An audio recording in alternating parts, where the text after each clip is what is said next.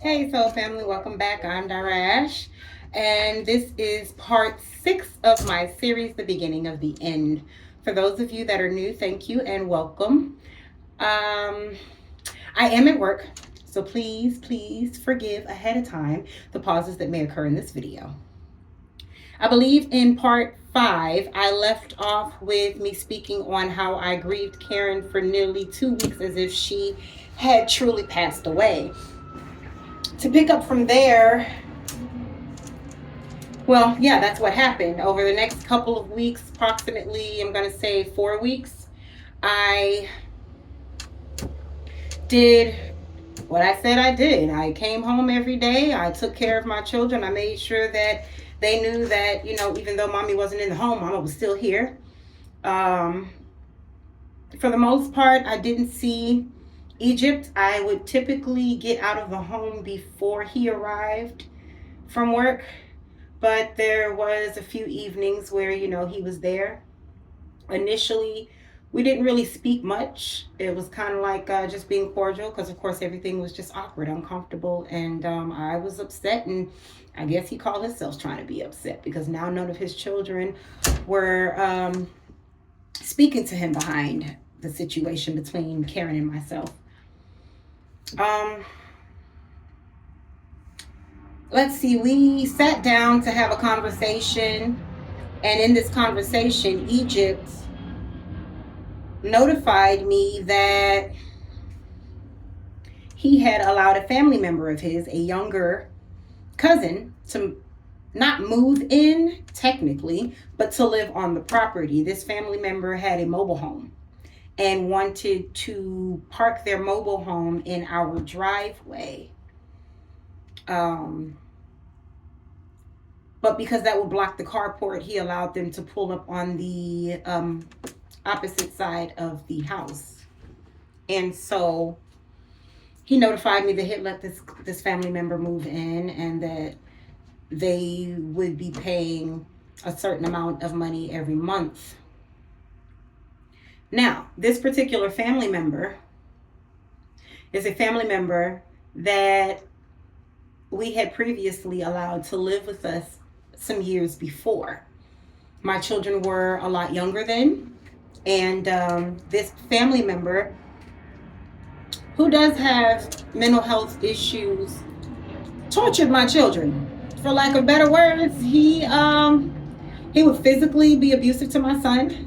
He was verbally abusive to all of my children, and he would call himself trying to intimidate me whenever Egypt was at work, which is the reason that he had to move out initially in the first place.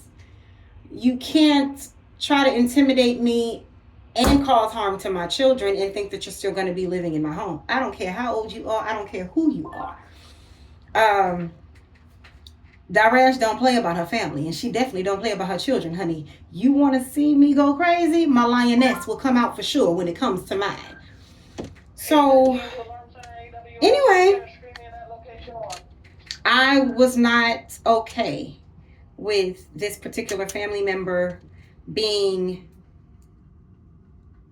at and or near my home. It wasn't okay. Even though this particular family member did not have to live in my home, he still had to use my bathroom and or shower. He still had to come in to prepare his meals.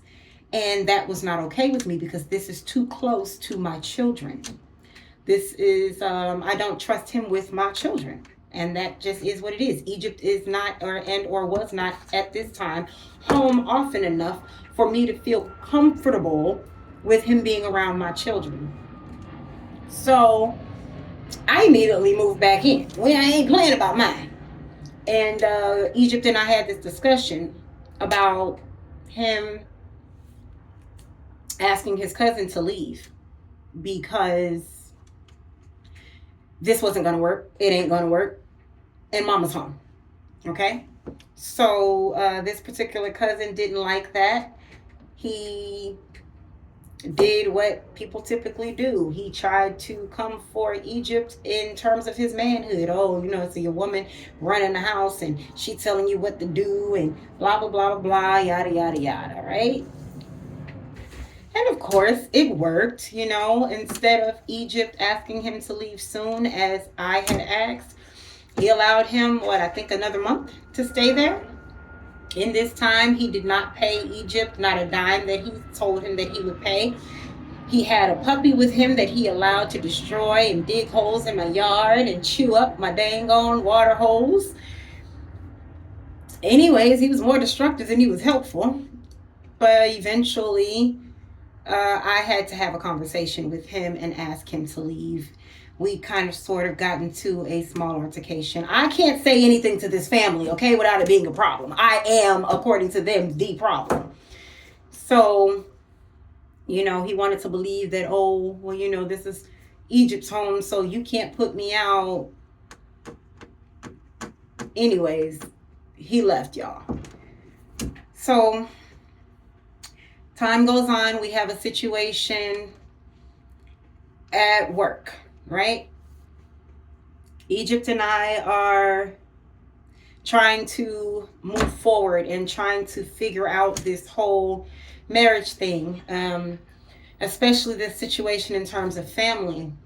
It was agreed upon at that time that none of his family members would be allowed to our home, period. I didn't care who they were. They weren't allowed.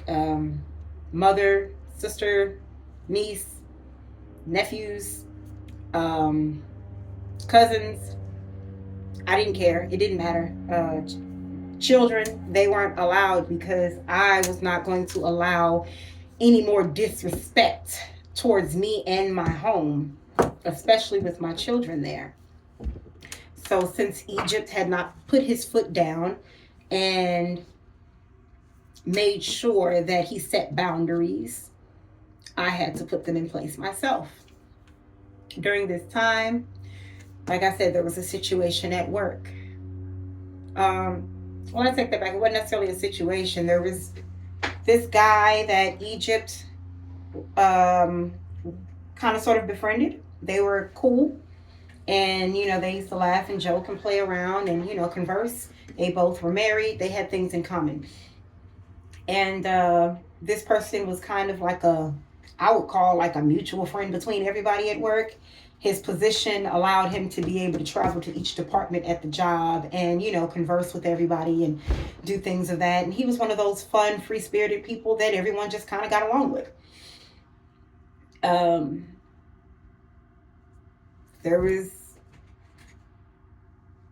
He and I got along well. We were okay. We were cool at work. There was never anything inappropriate or anything disrespectful going on between this particular coworker and myself. But we had become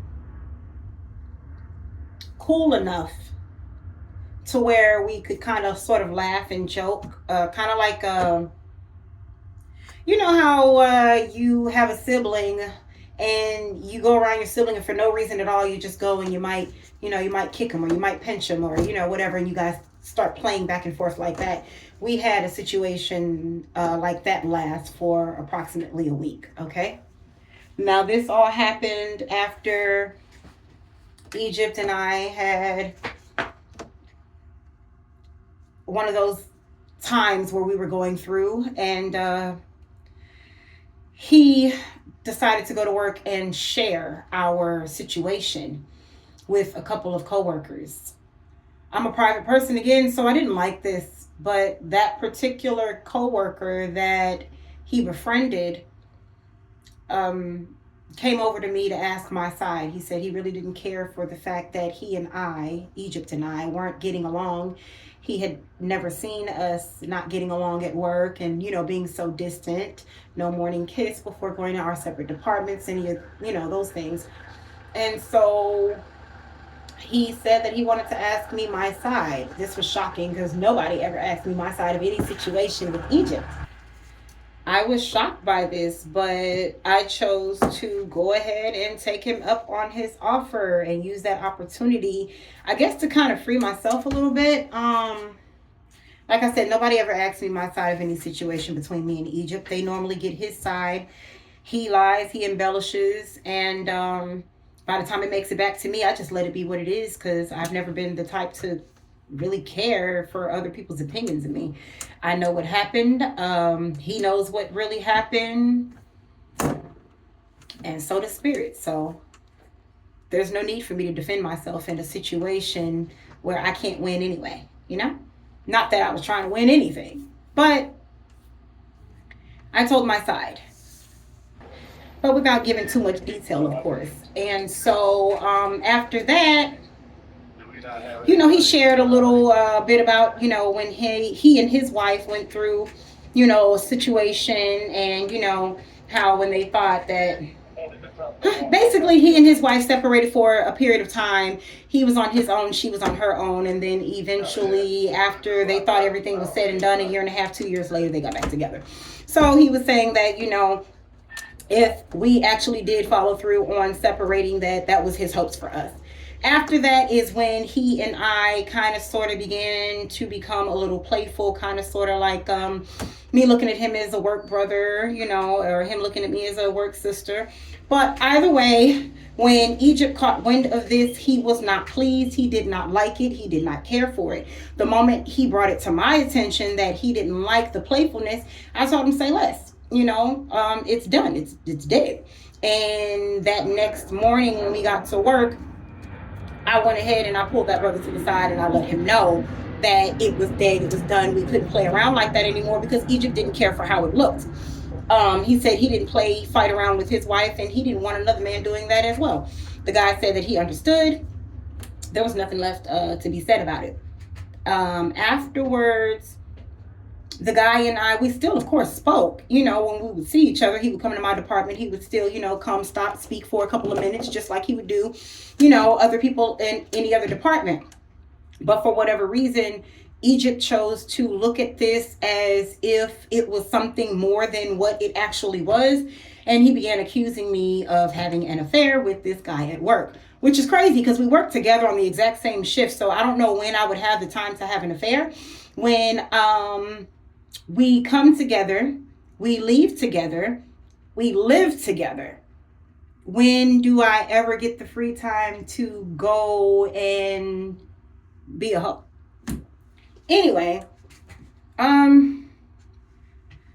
that ended up blowing up into a big situation. Egypt began going around telling family members and friends that, I was having an affair on him with some guy at the job. He would tell them about the whole little play fighting situation. And, he had folks agreeing with him that I was just completely out of line.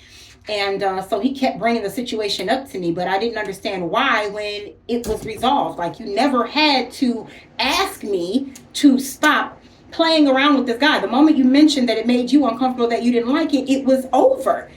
But that wasn't good enough for Egypt. His thing was he should have never had to say anything to me in the first place. And maybe he shouldn't have. But we're human, right? I'm not a mind reader. At least not in that aspect. So I'm going to go ahead and I'm going to pause here, and I will pick up with part 7 of this series. Later. Mwah.